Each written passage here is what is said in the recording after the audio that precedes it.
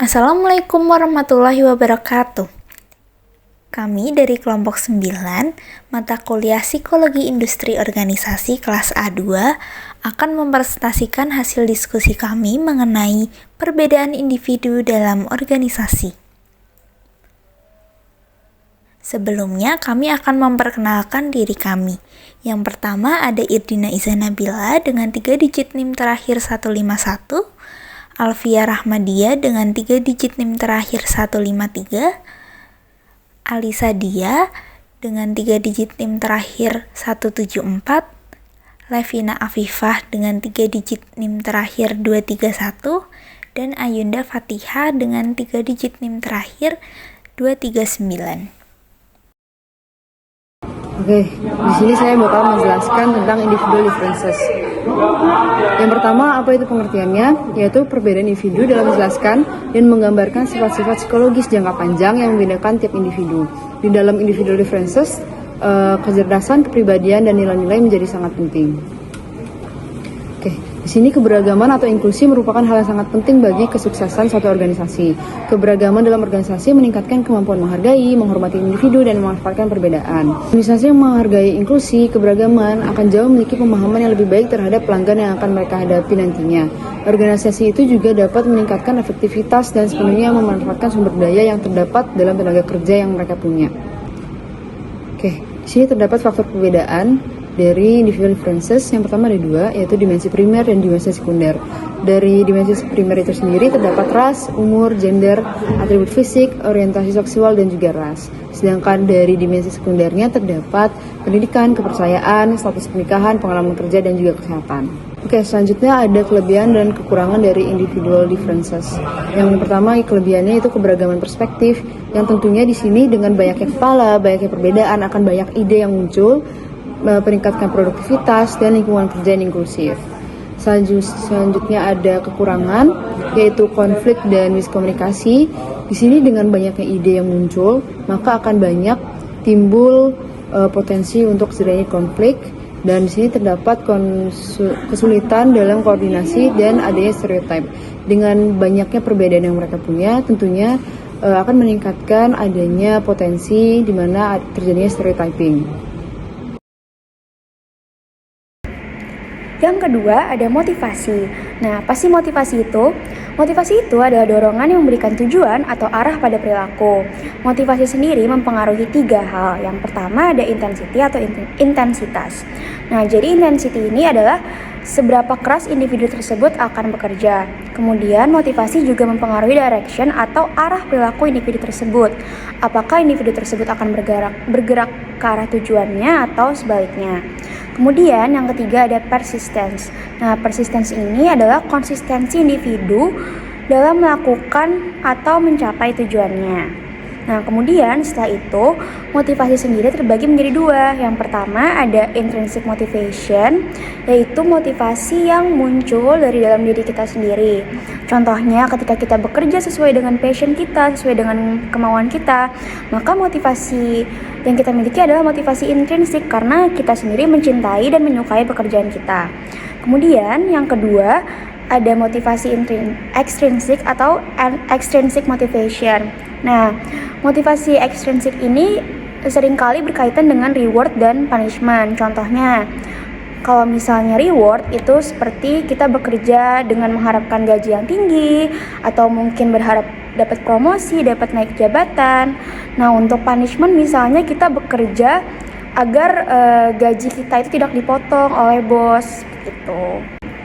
Nah, selanjutnya teman-teman, kita akan membahas mengenai teori-teori motivasi. Nah, teori-teori motivasi ini terbagi menjadi 2 bagian besar, yaitu content theories dan process theories. Nah, kalau content theories itu adalah teori-teori memotivasi yang menjelaskan hal-hal spesifik apa yang memotivasi individu dalam bekerja. Teori-teori ini juga mengidentifikasi kebutuhan dan kekuatan masing-masing individu serta tujuan mereka untuk memenuhi kebutuhan tersebut. Nah, content theories ini juga disebut sebagai need-based theory karena tadi dia mengidentifikasi kebutuhan individu untuk mencapai tujuannya. Lalu contohnya adalah seperti Maslow's Hierarchy of Needs, terus ada Alderfer's RG Theory, terus ada Herzberg Two-Factor Theory, dan yang terakhir ada McClelland's Achievement Motivation Theory. Nah, kemudian yang kedua itu ada proses teoris. Kalau proses teoris itu dia menekankan kepada bagaimana proses motivasi individu. Kalau konten teoris tadi, apa yang memotivasi individu. Nah, proses teoris ini mengidentifikasi hubungan variabel-variabel dinamis yang membentuk motivasi dan tindakan yang diperlukan untuk mempengaruhi perilaku dan tindakan. Contohnya itu seperti Bloom's Expectancy Theory, terus ada Adams Equity Theory, dan yang terakhir ada Goals Theory. Lalu selanjutnya adalah kepribadian. Kepribadian merupakan karakteristik yang menangkap sifat unik seseorang ketika orang itu bereaksi dan berinteraksi dengan orang lain. Kepribadian menggabungkan seperangkat karakteristik fisik dan mental yang mencerminkan bagaimana seseorang terlihat, berpikir, bertindak, dan merasa. Pemahaman tentang kepribadian berkontribusi pada pemahaman tentang perilaku organisasi karena kita mengharapkan interaksi yang dapat diprediksi antara kepribadian individu dan kecenderungannya untuk berperilaku dengan cara tertentu. Lalu selanjutnya ada klasifikasi kepribadian atau yang biasa dikenal dengan Big Five Theory of Personality. Yang pertama ada neuroticism atau emotional stability, yaitu level stabilitas karakteristik seseorang seperti unworried, secure, dan relax. Lalu yang kedua ada opens to experience, yaitu adanya sifat ingin tahu, imajinatif, dan tidak konvensional. Lalu yang ketiga ada conscientiousness, yaitu sifat memiliki tujuan, tekad, terorganisir, dan terkontrol. Lalu yang keempat ada extraversion, yaitu kecenderungan seseorang untuk mudah bergaul, tegas, aktif, banyak bicara, energik, dan ramah. Dan yang terakhir ada agreeableness, yaitu kecenderungan untuk bersikap kooperatif, suka membantu, dan mudah bergaul. Lalu selanjutnya ada tipe kepribadian atau yang biasa dikenal dengan Myers-Briggs Type Indicator atau dengan singkatan MBTI yang didasarkan pada 16 tipe kepribadian. Yang pertama menurut pengarahan energi, yaitu ada extraversion dan introversion. Lalu yang kedua menurut pemrosesan informasi, ada sensing dan intuition. Lalu yang ketiga ada pembuatan keputusan, ada thinking dan feeling. Lalu yang terakhir adalah pengatur kehidupan, yaitu judgment dan perception. Nah, menurut teori kepribadian Myers-Briggs, masing-masing dari 16 tipe kepribadian dapat dicirikan dalam hal preferensi pekerjaan atau peran yang paling sesuai dengan kepribadian mereka. MBTI banyak digunakan untuk membuat keputusan seleksi personel dan untuk membantu orang memahami kepribadian mereka sendiri. Dan yang terakhir mengenai kepribadian yaitu personal conception traits.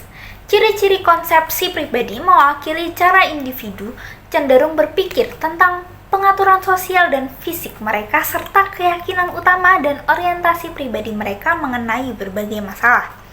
Yang pertama yaitu locus of control, yaitu sejauh mana seseorang merasa mampu mengendalikan hidupnya sendiri berkaitan dengan orientasi internal eksternal seseorang dan diukur dengan instrumen locus of control.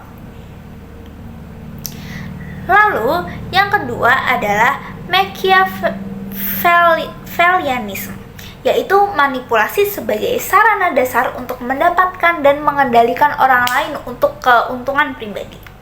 Lalu yang ketiga ada autoritarianisme atau dogmatisme, yaitu merupakan kekakuan keyakinan seseorang.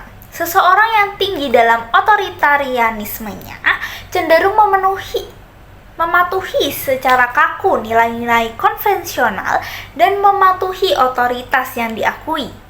Seseorang yang tinggi dalam dogmatisme melihat dunia sebagai tempat yang mengancam. Dan yang terakhir adalah self-monitoring. Self-monitoring mencerminkan kemampuan seseorang untuk menyesuaikan perilakunya dengan faktor eksternal, situasional, dan lingkungan. Selanjutnya adalah value theory. Menurut Schermerhorn, value dapat didefinisikan sebagai preferensi yang luas terhadap suatu tindakan atau hasil yang dianggap sesuai. Nah, sedangkan menurut George N. Jones, value system adalah kerangka kerja umum atau struktur pengetahuan tentang apa yang benar atau baik yang dihasilkan melalui keterlibatan individu di dunia dari waktu ke waktu. Value seseorang ini mewakili apa yang mereka yakini sebagai benar dan salah atau apa yang seharusnya terjadi. Nah, sebagai hasil pembelajaran yang sudah mengakar dari masa kecil, value yang dipegang oleh seseorang ini akhirnya cenderung sulit untuk diubah. Work values atau nilai kerja menjadi penting dalam pengalaman kerja seseorang karena hal ini menjelaskan bagaimana makna atas pengalaman, pekerjaan, dan organisasi bagi suatu individu. Milton Rockich pada tahun 1973 mengklasifikasikan value ke dalam dua kategori. Yang pertama adalah terminal values, yang artinya adalah preferensi seseorang mengenai tujuan akhir yang ingin dicapai selama mereka hidup. Lalu yang kedua adalah instrumental values, yang artinya nilai yang dipegang untuk bagaimana seseorang tersebut dapat mencapai tujuan akhir atau terminal values-nya. Gordon Allport dan kawan-kawan pada tahun 1931 membagi value ke dalam beberapa tipe. Yang pertama adalah theoretical, yaitu minat pada penemuan kebenaran melalui penalaran dan pemikiran yang sistematis. Yang kedua, economic, yang artinya minat pada kegunaan dan kepraktisan termasuk akumulasi kekayaan. Yang ketiga adalah aesthetic, yang artinya ketertarikan pada keindahan, bentuk, dan harmoni artistik. Yang keempat adalah social, yang artinya minat pada hubungan yang harmonis antar individu maupun masyarakat. Yang kelima adalah political, yaitu minat dalam mendapatkan kekuasaan dan mempengaruhi orang lain. Lalu yang keenam adalah religious, yaitu minat dalam pemenuhan spiritual dan memahami alam semesta secara keseluruhan. Selanjutnya, dalam konteks dunia kerja, Maglino dan kawan-kawan pada tahun 1991 menyebutkan terdapat 4 skema value yang menggambarkan seseorang ketika dalam dunia kerja. Pertama adalah achievement, yaitu pekerja keras dan mengerahkan usahanya untuk mencapai tujuan yang sulit. Yang kedua adalah helping and concern for others, yaitu peduli dan menolong orang di sekitarnya. Lalu yang ketiga ada honesty, yaitu jujur dan bertindak apa yang dianggapnya benar. Yang kedua adalah fairness, yaitu memegang keadilan dan tidak memihak kepada pihak manapun. Nah, apa yang telah dijelaskan atas apa itu value tadi akan berpengaruh kuat pada seseorang apabila terdapat yang dinamakan value congruence, yaitu kondisi ketika seseorang berbagi value yang sama dengan orang lain. Sebaliknya, value incongruence terjadi ketika terdapat ketidakselarasan pada tujuan dan cara seseorang dalam mencapai sesuatu. Selanjutnya adalah attitude atau sikap kerja. Attitude mengacu pada kecenderungan seseorang untuk bereaksi secara positif atau negatif terhadap orang-orang dan hal-hal di sekitarnya. Nah, attitude ini dipengaruhi oleh value yang berasal dari sumber yang sama juga, yaitu dari proses sosialisasi dengan orang lain sejak masa kecil. Attitude ini sendiri terbentuk dari beberapa komponen kognitif, yaitu kepercayaan, opini, pengetahuan, dan informasi yang dimiliki oleh seseorang. Attitude ini berhubungan dengan antecedent dan hasil seperti yang dapat dilihat pada gambar berikut. Komponen kognitif dari attitude ini terbentuk dari antecedent beliefs and values, di mana beliefs adalah ide terhadap sesuatu dan ditarik menjadi sebuah kesimpulan yang diyakini oleh seseorang. Komponen afektif dari sikap adalah sentimen tertentu tentang pengaruh antecedent terhadap diri mereka sendiri. Selanjutnya adalah komponen perilaku, adalah keputusan untuk berperilaku dalam sikap tertentu berdasarkan perasaan yang spesifik. Hubungan antara sikap dan perilaku tidak selalu dapat dipastikan atau bersifat tentatif, yang artinya itu tidak selalu sikap tertentu akan mencerminkan perilaku. Hal ini disebut dengan disonansi kognitif, yaitu kondisi ketidakkonsistenan antara sikap dengan perilaku yang ditunjukkan oleh seseorang. Yang pertama ada keberagaman tenaga kerja. Keberagaman posisi dari staf atau karyawan yang ada dalam sebuah organisasi membutuhkan keterampilan dan kecakapannya masing-masing.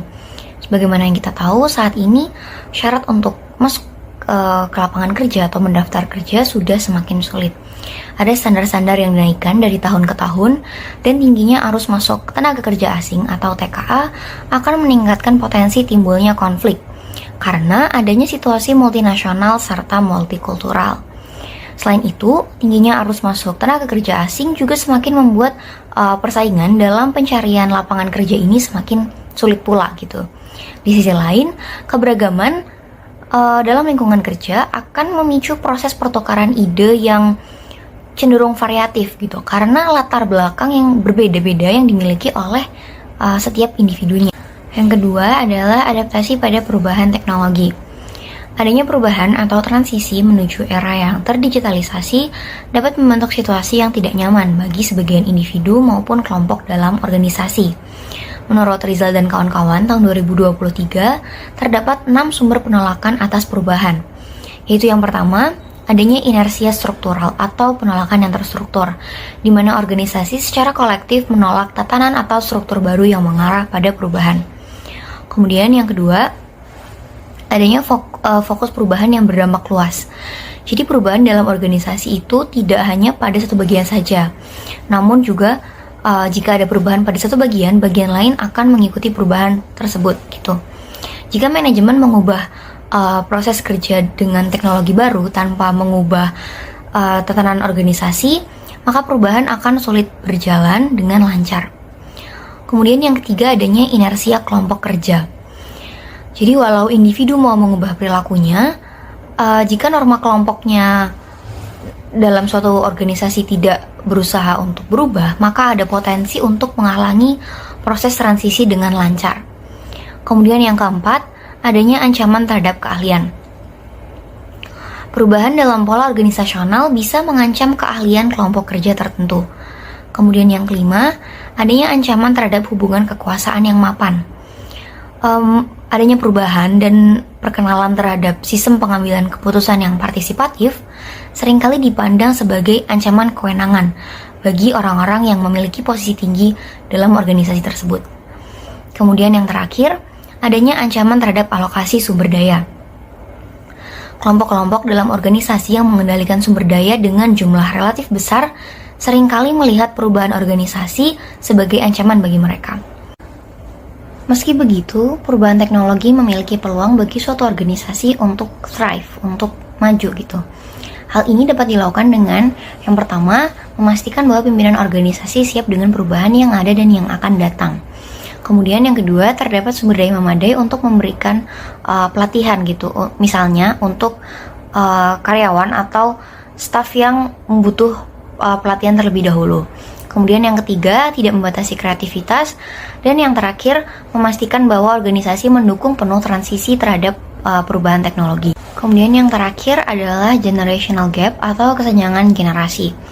Fenomena ini disebut generational gap karena ia mengacu pada adanya pemisahan yang nyata dan terlihat terkait nilai-nilai inti, harapan, perilaku, sikap bekerja, kebiasaan, serta motivasi, pemicu motivasi dari generasi pra-milenial, milenial, dan pasca milenial. Masalah kesenjangan generasi ini terkait dengan fakta bahwa hal ini tuh menyebabkan konflik antar generasi dan friksi di dalam masyarakat, namun dalam konteks ini dalam lingkungan kerja. Nah, untuk tantangan serta peluang dari masing-masing generasi akan dijelaskan pada slide selanjutnya. Generasi yang pertama adalah baby boomers.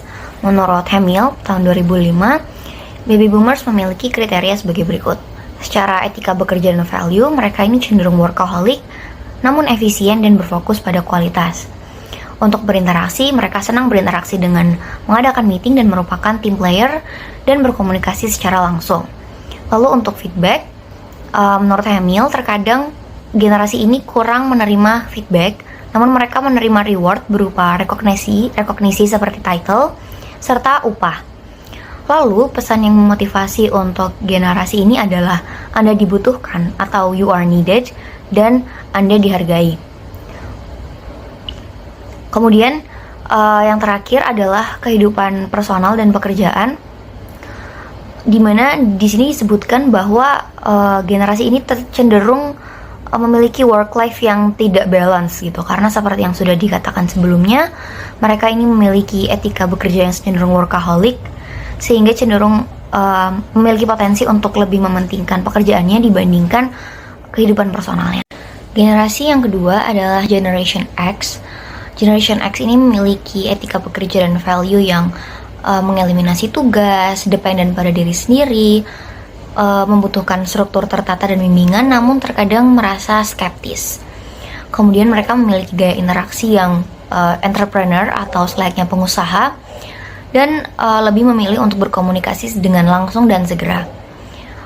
Generasi ini mendapat feedback dari pertanyaan seperti apakah yang saya lakukan benar, dan reward yang menurut mereka rewarding adalah kebebasan. Lalu pesan yang memotivasi untuk Gen X adalah lakukan pekerjaan ini dengan caramu atau do it your way. Lalu untuk kehidupan personal dan pekerjaan, mereka cenderung lebih seimbang dari generasi sebelumnya. Generasi yang ketiga adalah generasi milenial. Milenial sendiri memiliki etika kerja dan value yang multitasking, toleran, gigih, serta fokus pada tujuan yang ingin mereka capai gitu. Jadi kayak what's next gitu, apa yang harus saya lakukan setelah ini. Nah, mereka sendiri memiliki gaya interaksi yang partisipatif dan komunikasinya cenderung melalui email serta voicemail atau pesan suara. Kemudian feedback dan reward yang cocok dengan mereka adalah pekerjaan yang Anda lakukan itu sangat berarti gitu. Itu merupakan sesuatu yang rewarding untuk didengar. Kemudian pesan yang memotivasi untuk generasi milenial adalah jangan khawatir, Anda akan bekerja dengan orang-orang yang cerdas dan kreatif lainnya. Lalu untuk kehidupan personal dan pekerjaan tentu saja cenderung pastinya lebih seimbang dari generasi yang sebelumnya, yaitu generasi X. Yang terakhir adalah Gen Z, yaitu generasi yang saat ini baru banyak memasuki lapangan kerja ya. Nah, untuk Gen Z sendiri, etika bekerja serta value yang mereka miliki itu adalah pentingnya kestabilan finansial, membangun skill, mengejar kesempatan, dan menghargai diversity. Dalam penelitian yang dilakukan oleh Seva dan Dilara pada tahun 2021, disebutkan bahwa Gen Z ini cenderung menyukai lingkungan kerja yang inklusif dan tidak membeda-bedakan. Nah, kemudian untuk kebiasaan dalam bekerjanya sendiri, Gen Z itu memiliki kekurangan karena mereka itu cenderung lebih individualistik dari generasi lainnya atau generasi sebelumnya, dan terkadang tidak memiliki pekerjaan yang tetap gitu. Jadi seringkali berpindah-pindah antara satu pekerjaan menuju pekerjaan lainnya. Lalu Gen Z sendiri memiliki ekspektasi yang tinggi terhadap upah dan lingkungan kerja, sehingga mereka akan cenderung bekerja di perusahaan yang menurut mereka itu akan bisa membuat mereka maju, serta tidak mengecilkan atau mengesampingkan ide-ide yang mereka beri. Seperti itu. 다미야, 도산아. 우리 샌드박스 붙었어.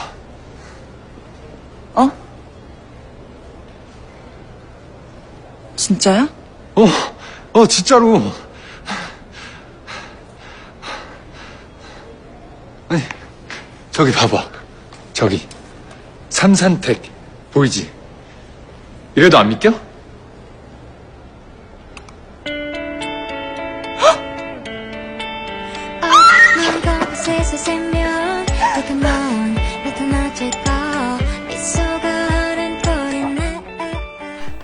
Berdasarkan cuplikan video tersebut, terlihat bahwa Sodalmi dan Namdosan merupakan partner kerja yang sedang mengusahakan perusahaan yang mereka rintis bersama dapat tergabung menjadi anggota Sandbox. Namdosan menghampiri Sodalmi dan memberi kabar bahwa perusahaan rintisan mereka berhasil terpilih menjadi bagian dari Sandbox. Tentunya Namdosan dan Sodalmi sangat senang akan kabar itu. Hal ini merupakan contoh dari adanya value congruence, di mana terdapat keselarasan antara value atau nilai yang dipegang masing-masing anggota tim, sehingga dapat menjadi sebuah nilai plus bagi tim tersebut untuk mencapai tujuannya. Kesamaan value pada video berdasarkan klasifikasi McLino dan kawan-kawan pada tahun 1991 adalah achievement, karena keberhasilan mereka dalam membawa Samsung Tech, yaitu perusahaan yang mereka rintis, berhasil lolos menjadi bagian dari sandbox sebagai hasil dari adanya keinginan untuk bekerja keras dalam mencapai tujuan mereka meskipun sulit sekalipun. Berikut adalah referensi yang kami gunakan. Terima kasih.